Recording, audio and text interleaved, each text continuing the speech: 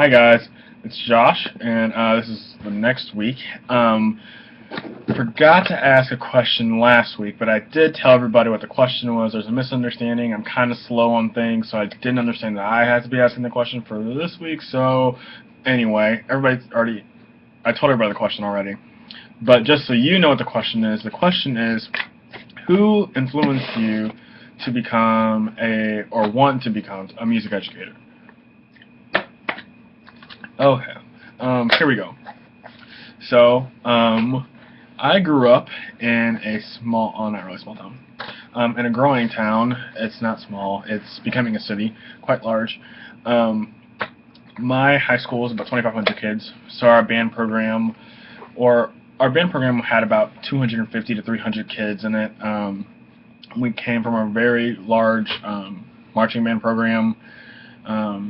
Where we competed a lot and did a lot of that stuff. Concert bands as well, we competed a lot with our top ensembles. And our band program was pretty well-rounded in everything: jazz, marching, concert band, all the other little stuff. And throughout high school, in junior high, I got to meet somebody who really influenced me. And her name is Dr. G for short, but Dr. Gustafson Hines, hence why we call her Dr. G for short. I met her when I was in the 8th grade, and that was her first year coming to O'Fallon.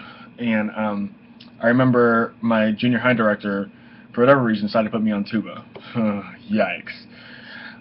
So it was the first week, and I literally had no clue what to do. I was playing in band, but I was like not even playing. You can't even count as playing. So didn't know. And so in comes this little short lady one day, and he's like, "Oh, this is the new director at O'Fallon." So we're all like, "Oh, okay." She had like these piercing eyes, just like, and so sat down, and she said, "We're gonna have a playing test today, and we're gonna start from the bottom." And then she looks at me and she goes, "You," and she just like points at me, and I almost cried. I went in the office. She's like, "Oh, can you play this for me?" "No, can't play it. Sorry." And then within like 10-15 minutes, rock star tuba player right here. So that was the first encounter I had with her. And then as it progressed, she tried to get me to do marching band and et cetera, et cetera. I hated band with a passion, not because of her, but because of my other director, my assistant band director. I hated him so much.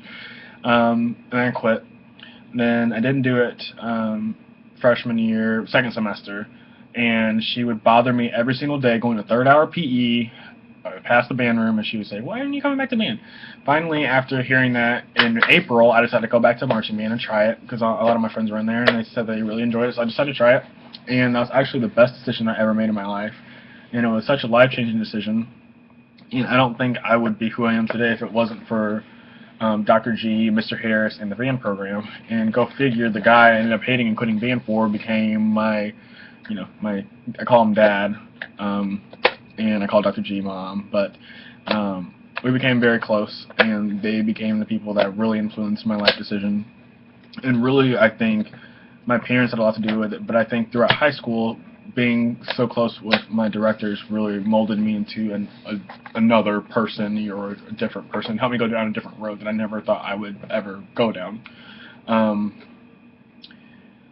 And just throughout high school, I mean, even if it wasn't anything music related or band related, Dr. G and Mr. Harris were always there, and they were always just very supportive in anything I did. It wasn't just band, and I was in every single band, every single ensemble. I was a section leader in the Marching Panthers, and we went to nationals and did a lot of stuff. That was like selling your soul.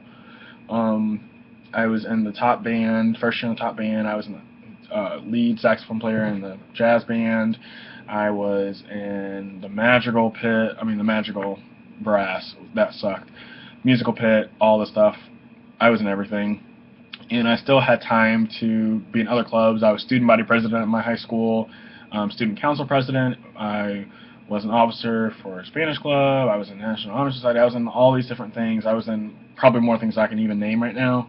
I was able to do all these things because they were so supportive, and they were just so willing to work with you and everything else.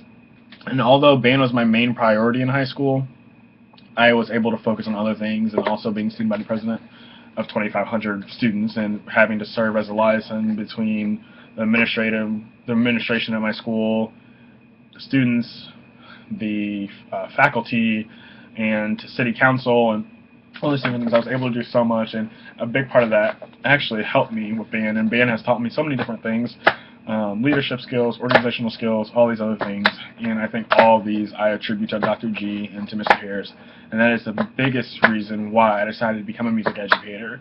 And all in all, I think I decided to become a music educator because I want to provide the same love and passion for music and band that I received from them. I want to be able to give it to my future students later.